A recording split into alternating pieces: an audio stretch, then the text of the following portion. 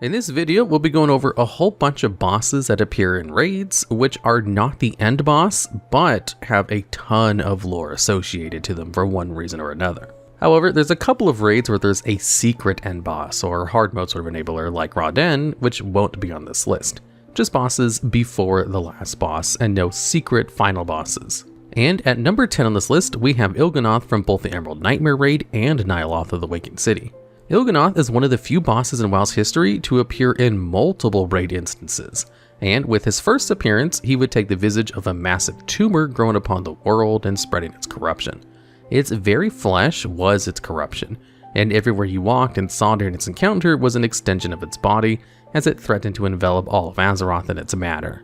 Since the World Tree of Northrend had touched the prison of Yogg-Saron, the creation of the Emerald Nightmare was made, and this was a space of corrupted green dragons and druids that would turn to the side of the old gods. The World Tree was eventually cut down, and Il'gynoth in his first appearance would lodge himself inside the Un'Goro crater, reaching all the way to the dead World Tree. He is described as something that should not be, and uses its flesh to combat the players in his encounter. The best way to understand his shape was like organs given life.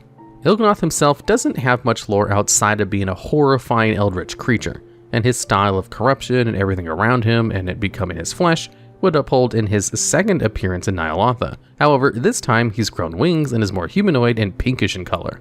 His lore comes from his seemingly timeless age and whispers, where even since his inception in Legion, his whispers are still being decoded by players in an attempt to understand what Il'gynoth was telling us. In both instances, Il'gynoth would whisper to players and give them incredibly vague messages and possible warnings of the future. He's seemingly omnipotent and can predict the future with his whispers, or already knows what happens, giving him this spot on this list for knowing more than he lets on, but isn't much outside of just being a creepy mass of flesh. And at number 9 on this list, we have Mother, otherwise known as the Matron of Tenacity, Herald of Endless Research. Mother would first appear at the beginning of the Battle for Azeroth expansion as the second boss of Uldir, following Talik. Uldir in lore was a titanic facility fully dedicated to the research of old gods and their minions, in order to find every weakness and solution in stopping the corruption on Azeroth. Mother's protocol within Uldir was basically head researcher at the time when there were more Titan Forge constructs, and would conduct extensive experimentation. Uldir was created for the very purpose of neutralizing old god threats on the world, but in the process of thousands of years of experiments on old god matter, the denizens of Uldir would accidentally create a brand new old god known as G'huun. G'huun's entire purpose was to spread corruption and infect your blood with his very presence. So, in order to preserve everything outside of Uldir and not allow the demi-old god to escape, the facility was locked down by ancient seals, and all those within would be quarantined for thousands of years. Because of this, G'huun would find ways to manipulate the forces within Uldir and soon influence the trolls of Nasmir into worshipping it. Upon the events of BFA, Uldir would reopen when G'huun's most powerful lieutenant, Mithrax, shattered the seals and broke his master free. It's then we battle through Uldir and fight Mother, who believes us to be contaminated from G'huun as she never stopped fighting the corruption within the facility, but eventually sees we're there to help. Mother would go on for the majority of BFA, aiding the player characters, empowering the heart of Azeroth, and providing us with information on how to help heal Azeroth and fight N'Zoth when he arrived at the end of BFA. Basically, Mother was completely robotic compared to Raden, who was shown a larger amount of sentience in his work, and her entire purpose was to upkeep the history of Azeroth back thousands of years to present, and is knowledgeable of every possible tactic to combat old gods and safeguard Azeroth. And at number 8, we have Tichondrius in the Nighthold raid. Tichondrius was the leader of the Nathrezim, a demonic race of winged dreadlords of the Burning Legion. Tichondrius would serve as the delegate of the Legion's will to Arthas as he would prepare Azeroth for the arrival of the Legion. His character would be known as far back as the War of the Ancients, where he battled against the forces of Night Elves, Taurens, and Wild Gods. He would be defeated during the war, but demons have the unique ability to return to life as their souls would go to Argus and be reborn again, making them practically immortal as long as Argus lives. Tichondrius would return in the events of Warcraft 3 after properly manipulating the Orc Ner'zhul and entrapping his soul within the armor of the Lich King. Once Arthas was fully corrupted and no longer serving Lordaeron, Tichondrius would be put in charge of the Scourge. The Dreadlord would instruct Arthas to kill his old mentor Uther, and then take the urn holding his father's ashes to resurrect Kel'Thuzad and set forth the motions to invade Azeroth. With the world ravaged by the plague and the Horde Alliance still recovering from a war, the only threat remaining were the Night Elves. Regardless, their plan moved forward and the Legion would be brought to Azeroth. Tichondrius would begin by corrupting the Forest of Felwood by using the Skull of Gul'dan, but was later defeated at the hands of Illidan Stormrage, who had consumed the power of the same skull and used its energies to slay the Dreadlord. Tichondrius would reform once again and return in the Night-Hold raid, expressing his annoyance at the Nightborn people, as they were a sort of cousin race to the Night Elves, and watch over Gul'dan to ensure that he did not fail his task. He'd again be defeated within the raid, but this time at the hands of the player characters. And at number 7, we have King Rastakhan. Rastakhan was the king of all the Zandalari trolls, and would be empowered by the lower gods he worshipped, Zakhan at the time. His character had been known as far back as Vanilla WoW itself, and was generally the top figure when it came to troll culture. He has lived for hundreds of years, and at least 46 attempts were made on his life and assassinations. When Rastakhan and Vanilla heard of H.E.R.'s presence becoming known in Zul'Gurub, he sent a number of his tribe to act as emissaries to the Horde and Alliance and aid in defeating H.E.R. During the events of the Cataclysm, Rastakhan would be informed by his prophet Zul that a horrible cataclysm would come to the lands in the form of a great armored dragon that would sink their land into the ocean. This was semi-true, as when Deathwing reshaped the world upon his arrival, the land of Zandalar would be shaken to its core, and the foundation we founded in during BFA is presumably in worse condition than it once was prior. This means that, even though they were affected, the Zandalari trolls were able to quickly bounce back and uphold their kingdom in great condition. Before the Cataclysm, Zul would be granted Rastakhan's largest ship so that he and his followers may seek new land if his visions of the lands being swallowed by the sea were to come true. We wouldn't hear about Rastakhan until the beginning of BFA, when the Horde would rescue his daughter from the Alliance and attempt to strike a bargain in working together for Rastakhan's fabled navy. During this same rescue mission, players would also save Zul in the process, and quickly Zul had begun to seek ways to overthrow his king and create a new troll empire in the name of G'huun. Rastakhan would eventually engage in combat with Zul and nearly be killed, but was saved by another Loa, Paku, and while unconscious, Bwomsamdi, the Loa of Death, would claim his soul for a time before Razan, the Loa of Kings, would force him to return it. Razan would later be seen having his power drained by Zul's followers, and it was there that Rastakhan would aid his Loa and rescue him. Rastakhan would gather the little amount of forces he had, as with the absence of their king, the Zandalari were quickly overtaken by Zul and his followers. Rastakhan would march upon Atol Dazar and combat Zul once again, but in the process of the battle, Razan would be slain, and without the power of the Loa to keep him ageless, Bwomsamdi would step in and soon after offer the king a deal. Rastakhan would be prompted to elevate Bwomsamdi as one of the higher tier Loa amongst the people of the Zandalar, so that he may grow in power and more people worshipping his name. The king would accept this proposal and bind his bloodline to the Loa of Death, and perform an assault on Dazara Lore to take back their city, killing Zul in the process, but his mission in freeing the Elder God, G'huun, would still prove successful. Players wouldn't see much of the king until patch 8.1 of BFA, where the Alliance had begun an attack on his city and would eventually demand his surrender. Rastakhan, seeing he not only had been tricked at the beginning of the battle and half his military was absent from the city, demanded his Loa, Bwomsamdi, to aid him, and Bwomsamdi would use the corpse of his allies defending the city to become undead and turn the forces of the Alliance against each other. Unfortunately for Rastakhan, however, the Alliance continued their assault and managed to storm into his throne room and slay him, as Bwomsamdi began to let the king perish and say he had been here a long time. It's time someone else took over, in reference to his daughter, Talanji.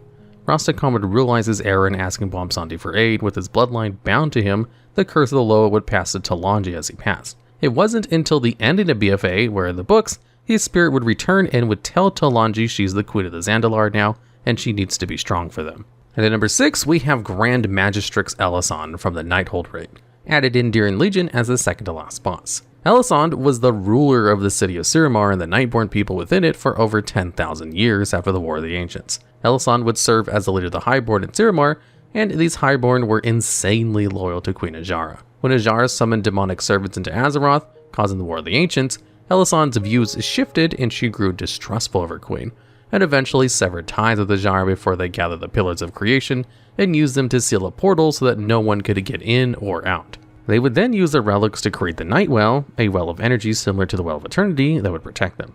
Over time, this new well would transform the Highborn within Suramar into the Nightborn. The Nightborn would be isolated from the rest of the world for over 10,000 years until the second invasion of the Legion appeared and Gul'dan would offer the Nightborn to join them or die.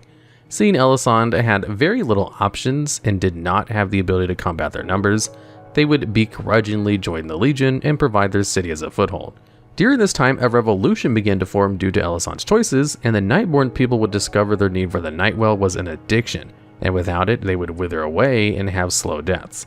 Many Nightborn were left starving for mana in order to feed their addictions, while the higher class Nightborns were either infused with Fel, giving them a new addiction but with an unlimited amount, or had enough mana at supply of Elisande. Eventually, the rebellion that had begun would reach the player characters in the Kirin Tor, and we would aid their efforts and soon storm the Nighthold raid and face off against Elisande herself. She would tell players there was no timeline she could foresee in which her people would remain safe if she hadn't joined the Legion. But upon defeat, she realizes the error and realizes that we, the players, are what will stop the demons. Elisande then provides characters with a buff during the Gul'dan encounter, which helps in defeating him, and it's the last we've ever seen of her as of now. And at number 5, we have the Fallen Avatar boss from the Tomb of Sargeras. This boss was added in patch 7.2 of Legion and would be the second to last boss of the entire raid. Infamously known for its incredibly challenging fight on players in one of WoW's most difficult raids, the Fallen Avatar comes with it many bits of lore. What some players don't know about this fight is that you're actually fighting the shell of what was once part of Sargeras' own soul, the very leader of the Legion and the strongest known Titan in lore. This avatar would battle against the world's guardian, Anduin, and Dragonblight roughly 800 years before the opening of the Dark Portal. Only a small portion of Sargeras' power resided within the avatar, and was said to have been so large it rivaled the size of Galakrond's bones, the largest creature in all of WoW's history. Anduin would prevail in defeating the avatar, but came incredibly close at failing, and Anduin is viewed as one of, if not the strongest mages to ever exist in history, and the avatar only possessed a fraction of what Sargeras is capable of. The avatar was originally created as a means to infiltrate Azeroth after his first attempt had failed during the War of the Ancients, and Sargeras knew a portal could not hold him because his power was just far too great for it to handle. And the only font that may have withstood it, the Well of Eternity, was destroyed. So the avatar was made and placed within it was its power, but even then it would fall to the Guardian. At the time of the avatar's death, Sargeras had transferred the power it possessed into Anduin's soul. Anduin was unaware of this change and continued on until she passed away and it would transfer into her son, Medivh. The corpse of the avatar would be brought to the Night Elf city of Suramar because the high class of the Highborn had developed powerful seals that would nullify all evil in its body and keep it imprisoned. In Legion itself, demons tear down the seals that once protected the world from the avatar, and Kil'jaeden is able to reanimate the corpse of the avatar and once again unleash the power it had on Azeroth. The husk is presumably weaker at the time, however, as since it had transferred its spirit into Medivh and Medivh had long been dead, it's unknown if the power went back to the original host or died with Medivh. Regardless though, the construct is incredibly strong, even with a nerf in its power. And at number 4, we have Majordomo Staghelm, otherwise known as Fandral Staghelm. Fandral was the former druid leader of Darnassus and was second only to Malfurion Stormrage due to his absence in the Emerald Dream. Fandral had lived for thousands of years before his encounter as a boss in the Firelands raid, beginning as a druid who would often sleep in the Emerald Dream, but still managed to have a son at some point. His mate died in the process of giving birth to him. Fandral was known, outside of his purpose in Firelands, for his roles in unintentionally creating the Emerald Nightmare and the War of the Shifting Sands. Fandral would take branches from Nordrassil, the only world tree of the time, and plant them over Serenite, the crystallized blood of Yogg-Saron, and create Andrassil. At the time, this was in order to remove the Serenite from the world, but over the years the animal races in Northrend would constantly battle each other unprovoked. When investigating the problem, the druids would find the roots of Andrassil had reached all the way to Ulduar and touched Yogg-Saron's prison, allowing him influence into the Emerald Dream and eventually corrupting a portion of it and creating the Emerald Nightmare, which then corrupted druids and green dragons alike. Years after this, the War of the Shifting Sands would begin, and it would be an effort of a massive scale as the Night Elves nearly lost and needed to ask the Bronze Dragons for aid. The forces opposing them were none other than the Old God Cthulhu and his Karaji army ravaging the lands. Fandral was a great leader during the time of the war and would often have his son at his side, but at one point his son was captured, and in an attempt to retrieve him, Fandral would witness the armies of Cthulhu tear his son apart before he was able to stop them. Eventually, the forces of Azeroth would entrap Cthulhu and his forces within the temple he resided in, and the scepter that was created to open the gates, should it ever need to be opened, was destroyed by Fandral in anger due to the loss of his son. With the beginning of Vanilla WoW, Fandral would have become the new leader of the Druids, as Malfurion had been able to wake from his dream and proposed the new world tree, Teldrassil. He would have served as the Archdruid until the return of Malfurion shortly after the Lich King's defeat. He would go about a mission in attempting to repair damages made to Teldrassil, but was tricked by the Nightmare Lord Xavius in the process, as it was he who accidentally created it. He would have to endure the loss of his son once more from Xavius, and eventually went mad with anger and was corrupted into the Druid of the Flames, serving Ragnaros. Fandral would come to wish for a world ruined and destroyed rather than live on one without his child, becoming the penultimate boss of the Firelands and Cataclysm. And at number 3, we have Cenarius, the second to last boss in the Emerald Nightmare from the beginning of Legion. Cenarius has existed in Warcraft's lore before WoW itself existed, and has placed many stepping stones in where its history has led us. Cenarius is worshipped by the Night Elves and is older than even them, being a wild god and son of M.O.T.H.E.R and Anduin, two more powerful god beings. He would serve as the protector of the elves after the War of the Ancients, after his father had been felled. In early history, at the peak of the Mogu Empire, the Yongle race would reside with Cenarius and eventually move grounds after competing with the trolls for hunting. The Yongle would be enslaved by the Mogu, and over thousands of years evolve into the Tauren after breaking free, and many of the Yongle separated into different clans. Some would return to Cenarius and learn druidic magic. With the development of the Well of Eternity, the trolls that hunted the Yongle would have evolved into the Night Elves we know today, and Cenarius would teach them how to become druids, Malfurion Stormrage being the first ever in existence. When the well was used by M.O.T.H.E.R to summon hordes of demons, those same demons would slay his father, M.O.T.H.E.R, and many other wild gods would fall. Upon victory, Cenarius would bless the Taurens at present and would grant them moose-like antlers, fully connecting their long history together. Cenarius would mostly seclude himself from the Night Elves as Tyrande began to take the lead of their people with the absence of Malfurion, and eventually had offsprings we see in-game known as the Keepers of the Grove and the Dryads. Eventually, Azeroth would be invaded by the Orcs, and the Night Elves would not emerge to aid the humans. Upon the conclusion of the Second War, the Orcs were left fleeing in Kalimdor, and it was there Cenarius could detect their presence due to the foul blood in their veins. Cenarius would assume these orcs to be agents of the Legion, and planned an attack to remove them. The orcs couldn't withstand the demigod and would drink from a fountain tainted by Manaroth, the same demon who gave them the foul blood, and reinvigorated their bloodlust and power. With his new power, the orcs would launch a counterattack and slay the demigod Cenarius. Cenarius' body would travel to the Emerald Dream to recover, and return to Cataclysm to fight against Ragnaros, and again in the Legion expansion. In Legion, Cenarius would become corrupted by the Emerald Nightmare and turn on his own Night Elven allies, and we'd battle him in the same named raid, eventually subduing his rage and corruption, and Malfurion would later aid in his cleansing. And at number 2, we have Anduin Rin, added as the boss in the Settler of the First Ones in patch 9.2 of the Shadowlands. Anduin has existed with players since the beginning of Vanilla WoW, and long-term players have literally watched him grow up as the game grew up too. His lore is incredibly lengthy, and Anduin has had a prevalent appearance in nearly every expansion due to being the Prince of the Alliance, and so tied to Varian Rin, the King of the Alliance, before his death. Now, as the King of the Alliance, Anduin strives for peace and does all he can to balance and keep ties with all the people of Azeroth in good faith. It's almost impossible to go over the insane amount of lore that Anduin has in just one video, let alone a single entry on this list, as he's always had an important role in Warcraft story. His most notable moments come from his time in Mist of Pandaria, Legion, Battle for Azeroth, and Shadowlands. In M.O.T.H.E.R, he would be the entire reason for the Alliance's journey to Pandaria, as Anduin had gone missing on a voyage at sea, and the Horde and Alliance would war over the land. In Legion, Varian tragically perished to Gul'dan, and the title of king was forced upon Anduin, as he would struggle to find his place in the world without his father. During the events of BFA, Anduin would lead the entirety of the Alliance against the war upon the Horde, and attempt to liberate Lordaeron from the Forsaken, and successfully order an assault on the city of Dazar'alor, killing King Rastakhan. He was a character of diplomacy and always believed words to be stronger than actions. This led to his partnership with Varrock Saurfang, a runaway orc who believes in honor and would march an army upon Aggramar like his father did years ago. Only Saurfang's life would be lost, and Anduin would be seen honoring him in the Orcs Memorial. And shortly after, the events of the Shadowlands would kick off. Anduin would be captured by Sylvanas and eventually corrupted into a puppet by the jailer as an enforcer of his will. And then Anduin would become the mid-tier boss of the Settler of the First One's raid, where we must break him from his dominated mind and free his spirit. Once we do so, Anduin is later seen at Sylvanas' judgment in the Maw and follows her, offering a set of words and saying he needs time to recover from being the jailer's pawn. After this point, we haven't seen him reappear, but references of him continue to reveal themselves as the Alliance searches for their king, while Turalyon watches the faction in his stead. He earns his spot on this list not for having such an insane amount of lore, but also the journey players have gone on with him throughout WoW's entire history.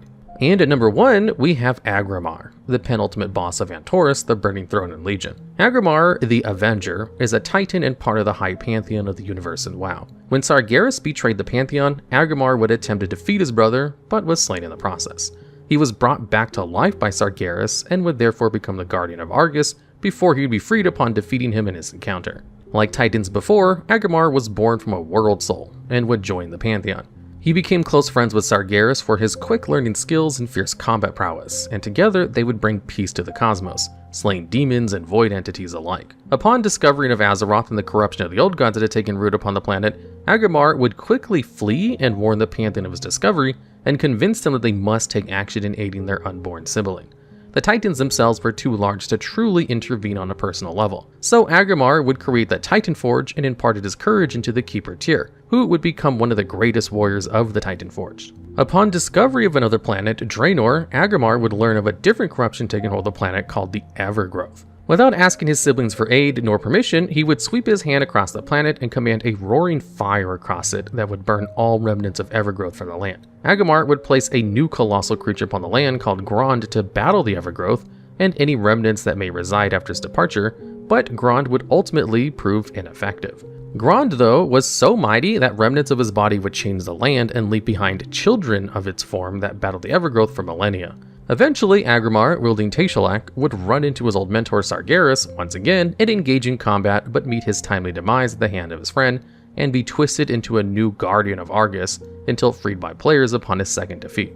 Aggramar earns his #1 spot not just because of his large history since the literal birth of the universe, but also his interaction with players, serving as a protector and godlike figure to those who worship the Titans, but also a reminder of the dark power that was the Legion. And that's all of it. It was a long video, and there was a lot to cover in some of the characters, showing how much lore they truly had, despite not being the end bosses of their respective raids. There were bosses like Kel'Thuzad, technically from Sign of Domination, but it seems like cheating since he was the end boss of Naxxramas. Are there any other bosses you think should have made this list, or have any ideas for future videos just like this one? If so, let us know down in the comments below.